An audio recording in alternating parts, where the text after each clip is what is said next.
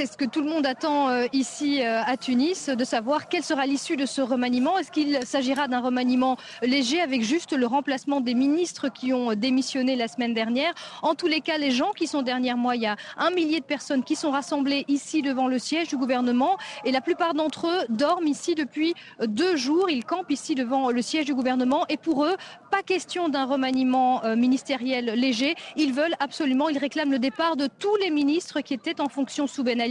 J'ai parlé à l'instant à une enseignante qui fait grève, qui est normalement enseignante à Sfax et qui fait grève pour réclamer le départ de ces ministres du gouvernement.